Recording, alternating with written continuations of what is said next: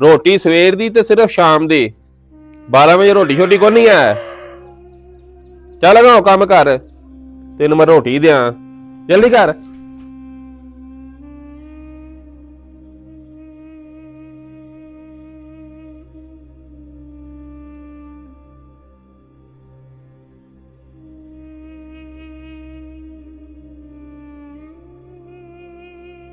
ਬਹੂ ਦੀ ਆ ਗਏ।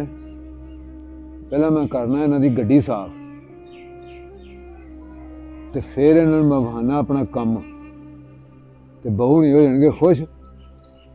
ਫਿਰ ਮੈਂ ਇਹਨਾਂ ਨੂੰ ਆਖਾਂਗਾ ਬਹੂ ਜੀ ਵੇਖੋ ਮੈਂ ਕਿੱਡਾ ਸੋਹਣਾ ਕੰਮ ਕਰਨਾ ਵਾ ਤੇ ਮੈਂ ਤੁਹਾਡਾ ਪੁਰਾਣਾ ਬੰਦਾ ਵਾਂ ਤੇ ਮੈਂ ਅੱਜ ਤੁਹਾਡੇ ਕੋਲ ਇਨਾਮ ਲੈਣਾ।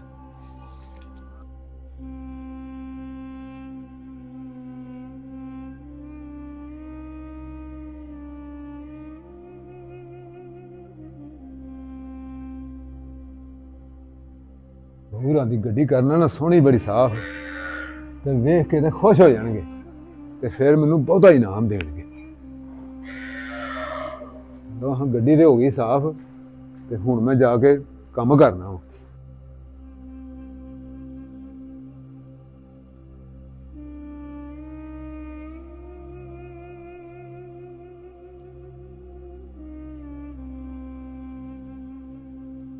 ਬਹੂਰੀ ਆਏ ਨੇ, ਆ ਜਾਣ ਸਹੀ ਛੇਤੀ। ਚਲੋ ਆ ਜਾਂਦੇ ਨੇ, ਉਨੀ ਦੇਰ ਕੰਮ ਕਰਨੇ ਆ।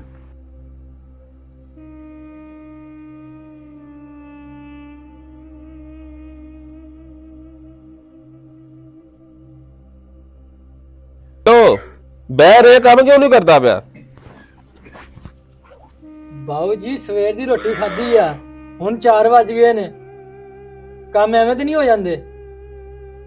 ਗੱਲ ਸੁਣ ਮੇਰੀ, ਉਦੋਂ 4 ਲੱਖ ਗਿਣਨ ਲੱਗਿਆ ਤੇ ਬੜੀ ਛੇਤੀ ਗਿਣਿਆ ਹਾਈ। ਰੋਟੀ ਸਵੇਰ ਦੀ ਤੇ ਸਿਰਫ ਸ਼ਾਮ ਦੀ 12 ਵਜੇ ਰੋਟੀ ਛੋਟੀ ਕੋਈ ਨਹੀਂ ਹੈ। ਚੱਲ ਗਾ ਕੰਮ ਕਰ, ਤੈਨੂੰ ਮੈਂ ਰੋਟੀ ਦਿਆਂ, ਜਲਦੀ ਕਰ।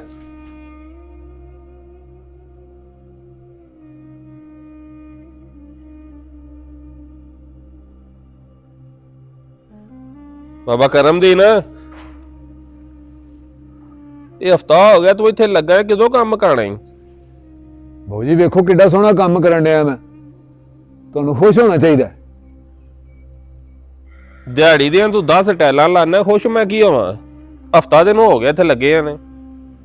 ਬਾਊ ਜੀ ਮੈਂ ਸੋਹਣਾ ਸੁਥਰਾ ਕੰਮ ਕਰਨ ਡਿਆ ਵਾਂ ਤੇ ਨਾਲੇ ਮੈਂ ਬੜੇ ਚਾਅ ਨਾਲ ਅਜੇ ਤੁਹਾਡੀ ਗੱਡੀ ਵੀ ਸਾਫ਼ ਕੀਤੀ। ਮੈਂ ਕਿਹਾ ਬਹੂ ਨਹੀਂ ਖੁਸ਼ ਹੋਣਗੇ ਤੇ ਮੈਂ ਉਹਨਾਂ ਕੋਲ ਇਨਾਮ ਸ਼ਨਾਮ ਲਵਾਂਗਾ। ਅੱਛਾ ਹਾਂ, ਗੱਡੀ ਤੂੰ ਸਾਫ਼ ਕੀਤੀ ਏ ਤੇ ਨਾਮ ਤੈਨੂੰ ਮੈਂ ਦਿਆਂ। ਕਾਹਦਾ ਤੈਨੂੰ ਨਾਮ ਦਿਆਂ ਜੀ? ਕੰਮ ਵੀ ਮੈਂ ਸੋਹਣਾ ਕੀਤਾ। ਉਹ ਕੰਮ ਸੋਹਣਾ ਕੀਤੀ ਤੇ ਪੈਸੇ ਨਹੀਂ ਲੈਂਦਾ। ਇਹ ਹਫਤੇ ਦੇ ਵਿੱਚ ਤੂੰ ਇਹ ਕੰਮ ਕੀਤਾ ਹੈ, ਹਰਾਮ ਦੀਆਂ ਕਰਕੇ ਤੁਸੀਂ ਖਾਂਦੇ ਹੋ। ਬਾਊ ਜੀ ਕਿਵੇਂ ਦੀਆਂ ਗੱਲਾਂ ਕਰਦੇ ਹੋ? ਗੱਲਾਂ ਮੈਂ ਕਿਵੇਂ ਦੀਆਂ ਕਰਨੀਆਂ ਨੇ? ਪੈਸੇ ਨਹੀਂ ਲੈਂਦਾ, ਹਫਤਾ ਪੂਰਾ ਹੋ ਗਿਆ ਤੈਨੂੰ ਇੱਥੇ ਲੱਗੇ ਨੂੰ। ਕੋਈ ਸ਼ਰਮ ਕਰ, ਵਡੇਰਾ ਤੂੰ ਬੰਦਾ ਹੈ। ਬਾਊ ਜੀ ਮੈਂ ਤੇ ਐਡੇ ਖੁਸ਼ੀ ਦੇ ਨਾਲ ਲੱਗਾ ਸਾਂ, ਸੋਹਣਾ ਕੰਮ ਕਰਦਾ ਪਿਆ ਹਾਂ, ਵਿੱਚ ਮੈਂ ਉੱਠ ਕੇ ਤੁਹਾਡੀ ਗੱਡੀ ਸਾਫ਼ ਕੀਤੀ। ਮੈਂ ਕਿਹਾ ਬਹੂ ਉਹਨਾਂ ਨੂੰ ਖੁਸ਼ ਕਰਨਾ ਅੱਜ, ਤੇ ਤੁਸੀਂ ਇਹ ਗੱਲ ਕਰਕੇ ਤੇ ਮੇਰੀ ਸਾਰੀਆਂ ਹਸਰਤਾਂ ਜਿਹੜੀਆਂ ਨੇ ਨਾ ਉਂਝ ਖਾਕ 'ਚ ਮਿਲਾ ਛੜੀਆਂ ਨੇ।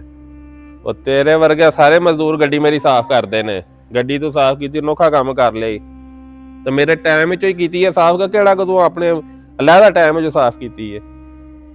ਨਹੀਂ ਬਾਊ ਜੀ ਤੁਹਾਨੂੰ ਖੁਸ਼ ਕਰਨ ਵਾਸਤੇ ਮੈਂ ਸਾਫ਼ ਕੀਤੀ ਸੀ।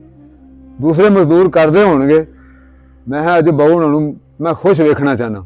ਤੁਸੀਂ ਗੱਲ ਕਰਕੇ ਤੇ ਨਾ ਉਂਝ ਮੇਰੀ ਖੁਸ਼ੀ ਸਾਰੀ। ਤੂੰ ਕੰਮ ਕਾ ਮੇਰਾ ਵੀਰ, ਕੰਮ ਕਾ। ਹਰਾਮ ਦੀਆਂ ਖਾਣੀਆਂ ਛੱਡ ਛੱਡੋ, ਤਾਂ ਹੀ ਤਾਂ ਤੁਹਾਡੇ ਲੋਕਾਂ ਦੀ ਪੂਰੀ ਨਹੀਂ ਪੈਂਦੀ, ਤਾਂ ਹੀ ਤਾਂ ਤੁਸੀਂ ਪਿੱਛੇ ਰਹਿ ਗਏ ਹੋ।